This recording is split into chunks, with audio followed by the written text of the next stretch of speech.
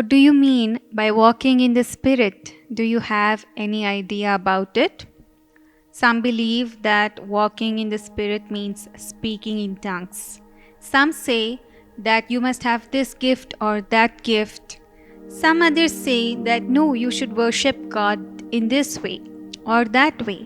And some believe that all these things are really not necessary. ಆತ್ಮದಲ್ಲಿ ನಡೆಯುವುದೆಂದರೆ ಏನು? ನಿಮ್ಯಾರಿಗಾದ್ರೂ ಅದ್ರ ಬಗ್ಗೆ ಏನಾದರೂ ಐಡಿಯಾ ಇದೆಯಾ? ಏನಾದರೂ ಆಲೋಚನೆ ಇದೆಯೇ? ಕೆಲವರು ಹೇಳುತ್ತಾರೆ ಆತ್ಮದಲ್ಲಿ ನಡೆಯುವುದೆಂದರೆ ಅನ್ಯ ಭಾಷೆಗಳನ್ನು ಆಡುವುದು. ಇನ್ನು ಕೆಲವರು ಹೇಳುತ್ತಾರೆ ಇಲ್ಲ, ಈ ವರ ಇರಬೇಕು ಅಥವಾ ಆ ವರವನ್ನು ಅವರು ಪಡೆದಿರಬೇಕು. ಇನ್ನು ಕೆಲವರು ಹೇಳ್ತಾರೆ ದೇವರನ್ನು ಈ ರೀತಿಯಾಗಿ ಅಥವಾ ಆ ರೀತಿಯಾಗಿ ಆರಾಧಿಸಬೇಕು. ಇನ್ನು ಕೆಲವರು ಇದೆಲ್ಲವುದರ ಅವಶ್ಯಕತೆ ಇಲ್ಲ ಎಂದು ಹೇಳುತ್ತಾರೆ. I'm going to tell you a short story about a teacher and his disciple. One day, a teacher took his disciple to the desert. It was a windy day. Now, the teacher told the disciple to walk against the wind. The disciple followed his teacher and he began walking against the wind.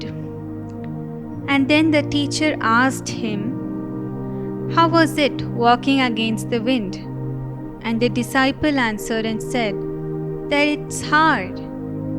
It was a struggle to walk against the wind. And the teacher said yes, because it creates a drag. ಒಂದು ದಿನ ಒಬ್ಬ ಗುರು ತನ್ನ ಶಿಷ್ಯನನ್ನು ಮರುಭೂಮಿಯ ಪ್ರದೇಶಕ್ಕೆ ಕರೆದುಕೊಂಡು ಹೋಗುತ್ತಾನೆ. ಆ ದಿನ ಅವತ್ತು ಬಹಳ ಜೋರಾಗಿ ಗಾಳಿಯು ಬೀಸುತ್ತಿರುತ್ತೆ. ಗುರು ತನ್ನ ಶಿಷ್ಯನಿಗೆ ಗಾಳಿ ಬೀಸುತ್ತಿರುವ ದಿಕ್ಕಿಗೆ ವಿರುದ್ಧವಾಗಿ ನಡೆಯಕ್ಕೆ ಹೇಳ್ತಾನೆ, ಗಾಳಿಗೆ ವಿರುದ್ಧವಾಗಿ ನಡಿಲಿಕ್ಕೆ ಹೇಳ್ತಾನೆ. ಆಗ ಶಿಷ್ಯನು ಗಾಳಿಗೆ ವಿರುದ್ಧವಾಗಿ ನಡೆಯುತ್ತಾನೆ. ಅದನಂತರ ಗುರು ಕೇಳುತ್ತಾನೆ ಅದರ ಅನುಭವ ಹೇಗಿತ್ತು ಅಂತ. ಆಗ ಶಿಷ್ಯ ಹೇಳುತ್ತಾನೆ, ಗಾಳಿಗೆ ವಿರುದ್ಧವಾಗಿ ನಡೆದುಕೊಂಡು ಹೋಗುವುದು ಬಹಳ ಕಷ್ಟಕರವಾಗಿತ್ತು. ನಾನು ಸಾಮಾನ್ಯವಾಗಿ ನಡೆದುಕೊಂಡು ಹೋಗಲಾಗಲಿಲ್ಲ, ಹೋರಾಡಿ ನಡೆಯಬೇಕಾಗಿತ್ತು ಎಂದು ಹೇಳುತ್ತಾನೆ. ಆಗ ಗುರು ಹೌದು, ಯಾಕೆಂದರೆ ಅದು ಒಂದು ರೀತಿಯ ಸೆಳೆತವನ್ನು ಉಂಟು ಮಾಡುತ್ತದೆ. ಅದಕ್ಕಾಗಿಯೇ ಗಾಳಿ ಬೀಸುವ ದಿಕ್ಕಿಗೆ ವಿರುದ್ಧವಾಗಿ ನಡೆಯುವಾಗ ಕಷ್ಟವಾಗುತ್ತದೆ ಎಂದು ಹೇಳಿದನು. In Hebrews, the word for spirit is called ruach. This word ruach also means wind. ಇಬ್ರಿಯ ಭಾಷೆ ಬಂದ್ಬಿಟ್ಟು ಇಸ್ರಾಯೇಲ್ ದೇಶದಲ್ಲಿ ಸಾಮಾನ್ಯವಾಗಿ ಮಾತನಾಡುವ ಭಾಷೆ. ಆ ಭಾಷೆಯಲ್ಲಿ ಆತ್ಮ ಎಂಬ ಪದವನ್ನು ಹೇಗೆ ಹೇಳುತ್ತಾರೆ ಅಂದರೆ ಆ ಭಾಷೆಯಲ್ಲಿ ರುವಾಕ್ ಎಂದು ಹೇಳುತ್ತಾರೆ. ಈ ರುವಾಕ್ ಪದದ ಅರ್ಥ ಆತ್ಮ ಮಾತ್ರವಲ್ಲ, ಗಾಳಿಯೂ ಕೂಡ ಹೌದು. ಗಾಳಿಗೂ ಅದೇ ಪದವನ್ನು ಬಳಸುತ್ತಾರೆ. ಬೈಬಲ್ನಲ್ಲಿ ನಾವು ನೋಡುತ್ತೇವೆ, ಎಲಿಯನು ಬಿರುಗಾಳಿಯಲ್ಲಿ ಆಕಾಶಕ್ಕೆ ಏರಿ ಹೋದನು. In the Bible we see Elijah went up in a whirlwind to heaven.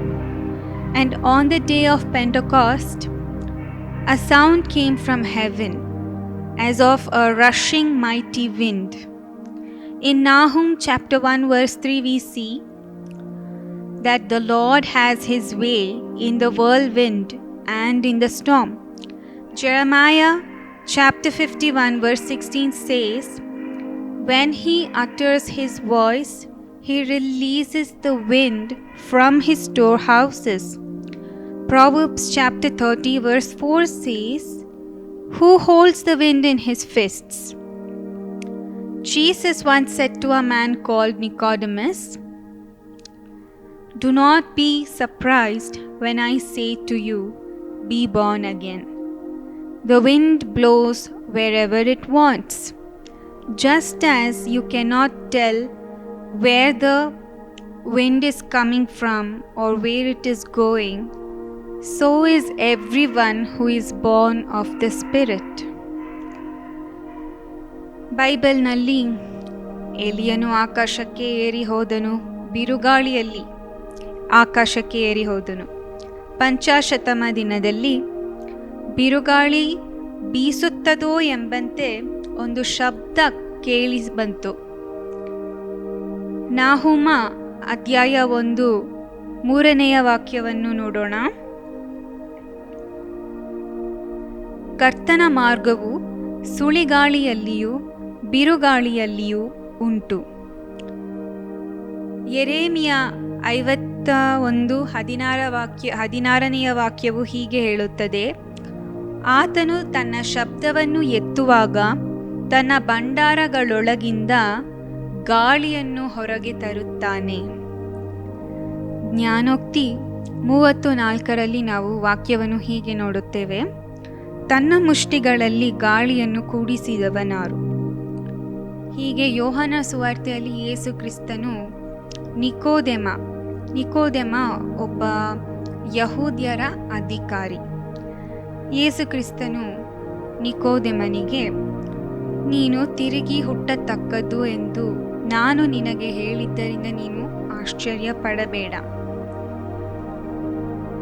ಗಾಳಿಯು ತನ್ನ ಮನಸ್ಸು ಬಂದ ಕಡೆಗೆ ಬೀಸುತ್ತದೆ, ನೀನು ಅದರ ಶಬ್ದವನ್ನು ಕೇಳುತ್ತೀಯಾದರೆ ಅದು ಎಲ್ಲಿಂದ ಬರುತ್ತದೆ, ಎಲ್ಲಿಗೆ ಹೋಗುತ್ತದೋ ಅದನ್ನು ಹೇಳಲಾರಿ. ಅದರಂತೆಯೇ ಆತ್ಮದಿಂದ ಹುಟ್ಟಿದ ಪ್ರತಿಯೊಬ್ಬನೂ ಇದ್ದಾನೆ ಎಂದು ಯೇಸು ಕ್ರಿಸ್ತನು ಅಂದನು. Now, what happens when the Spirit becomes the wind? What happens if the Spirit is the wind? If you are walking against the wind, then you are walking against the Spirit. Your life becomes a drag. It becomes harder for you to walk. Your life becomes harder. It creates a drag on your life.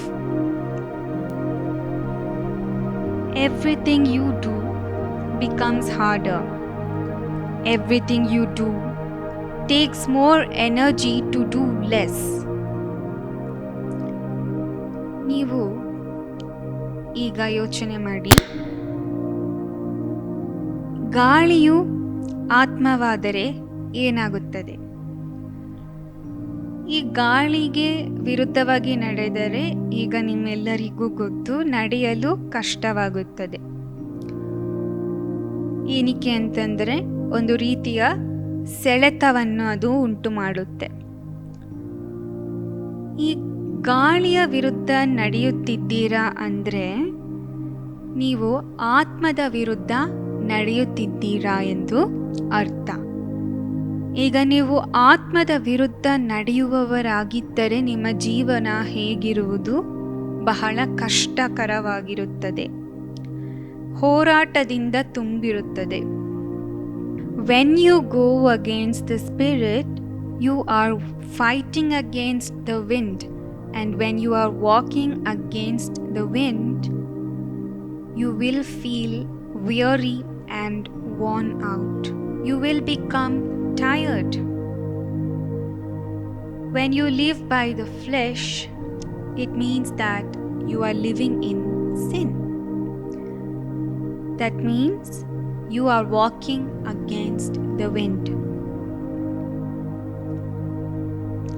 ನೀವು ಗಾಳಿಯ ವಿರುದ್ಧ ನಡೆಯುತ್ತಿದ್ದರೆ ನೀವು ದಣಿದು ಆಯಾಸಕ್ಕೆ ಒಳಗಾಗುವಿರಿ, ನೀವು ಬೇಸರಕ್ಕೆ ಒಳಗಾಗುವಿರಿ. ನೀವು ಪಾಪದಲ್ಲಿ ಜೀವಿಸ್ತಿದ್ದೀರಾ ಅಂದರೆ ನೀವು ಆತ್ಮದ ವಿರುದ್ಧ ನಡೆಯುತ್ತಿದ್ದೀರಾ, ಗಾಳಿಯ ವಿರುದ್ಧ ನಡೆಯುತ್ತಿದ್ದೀರಾ ಎಂದು ಅರ್ಥ.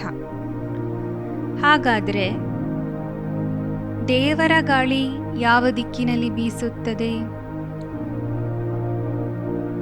What direction does the wind of God blow in? Well, the wind of God is the Holy Spirit. So the direction that the wind of God blows is towards holiness. Well, the Spirit is the Holy Spirit, so it blows in the direction of the holy. It blows against the direction of all unholiness. ದೇವರ ಆತ್ಮನು ಪರಿಶುದ್ಧಾತ್ಮನು. ಆದ್ದರಿಂದ ಅದು ಯಾವಾಗಲೂ ಪರಿಶುದ್ಧವಾದ ಪವಿತ್ರವಾದ ದಿಕ್ಕಿನಲ್ಲಿಯೇ ಬೀಸುತ್ತದೆ. ಎಲ್ಲ ದುಷ್ಟತನದ ಅಶುದ್ಧವಾದ ದಿಕ್ಕಿಗೆ ವಿರುದ್ಧವಾಗಿ ಬೀಸುತ್ತದೆ. So now the teacher tells the disciple to walk in the direction of the wind, and the disciple does so. He walks in the direction of the wind is blowing. He walks in the direction that the wind is blowing. And all of a sudden he feels at ease. He says that it's so much easier to walk in the direction the wind is blowing. In fact, now the wind is helping him walk. So when you start walking in the direction of the wind, everything becomes easier. Your life becomes easier. ಗುರುವು ಈಗ ತನ್ನ ಶಿಷ್ಯನಿಗೆ ಗಾಳಿಯು ಬೀಸುತ್ತಿರುವ ದಿಕ್ಕಿಗೆ ತಿರುಗಿ ನಡೆಯಲು ಹೇಳುತ್ತಾನೆ. ಗಾಳಿ ಬೀಸುತ್ತಿರುವ ದಿಕ್ಕಿಗೆ ನಡೆಯಲು ಹೇಳುತ್ತಾನೆ. ಶಿಷ್ಯನು ಹಾಗೆ ನಡೆದ ಮೇಲೆ ಶಿಷ್ಯನು ಹೇಳುತ್ತಾನೆ, ಹೀಗೆ ನಡೆದುಕೊಂಡು ಹೋಗಲು ಬಹಳ ಸುಲಭವಾಗಿತ್ತು, ಯಾವುದೇ ರೀತಿಯ ಕಷ್ಟವನ್ನು ನಾನು ಅನುಭವಿಸಲಿಲ್ಲ ಎಂದು ಹೇಳುತ್ತಾನೆ. ಹಾಗಾದರೆ ನಾವು ಗಾಳಿ ಬೀಸುತ್ತಿರುವ ದಿಕ್ಕಿನಲ್ಲಿ ನಡೆದರೆ ನಡೆಯಲು ಸುಲಭವಾಗುತ್ತದೆ, ನಮ್ಮ ಜೀವನವು ಸುಲಭವಾಗುತ್ತದೆ. Well, if you are experiencing a drag in your life, then turn around and walk in the direction of the wind. ನೀವು ನಿಮ್ಮ ಜೀವಿತದಲ್ಲಿ ಕಷ್ಟವನ್ನು ಅನುಭವಿಸುತ್ತಿದ್ದರೆ ನಿಮ್ಮ ದಿಕ್ಕನ್ನು ಬದಲಾಯಿಸಿ, ಗಾಳಿ ಬೀಸುತ್ತಿರುವ ದಿಕ್ಕಿನಲ್ಲಿಯೇ ನಡೆಯಿರಿ, ಆತ್ಮದಲ್ಲಿ ನಡೆಯಿರಿ. See, the answer you are looking for, my friends, is walking in the direction that the wind is blowing. And when you turn around and follow Jesus Christ to walk in the Spirit, then your life will change from being a drag into a breeze. ನಿಮ್ಮ ಜೀವಿತವು ಕಷ್ಟಕರವಾಗಿದ್ದರೆ ನಿಮ್ಮ ದಿಕ್ಕನ್ನು ಬದಲಾಯಿಸಿ ಆತ್ಮದಲ್ಲಿ ನಡೆಯಿರಿ. ಯೇಸು ಕ್ರಿಸ್ತನನ್ನು ಹಿಂಬಾಲಿಸಿರಿ, ಆತನ ವಾಕ್ಯಗಳಿಗೆ ಕಿವಿಗೊಟ್ಟು ನಡೆಯಿರಿ. ನಿಮ್ಮ ಪಾಪಗಳಿಂದ ದ್ರೋಹಗಳಿಂದ ಬಿಟ್ಟು ತೊಲಗಿರಿ. ನಿಮ್ಮ ಜೀವನವು ಶುದ್ಧವಾಗಿರಲಿ. ನೀವು ಆತ್ಮದಲ್ಲಿ ನಡೆಯುವಾಗ ನೀವು ಬಿಡುಗಡೆಯನ್ನು ಕಾಣುವಿರಿ. ನಿಮ್ಮ ಜೀವನವು ಸುಖವಾಗಿರುವುದು. God bless you. ದೇವರು ನಿಮ್ಮನ್ನು ಆಶೀರ್ವದಿಸಲಿ. ಆಮೆನ್.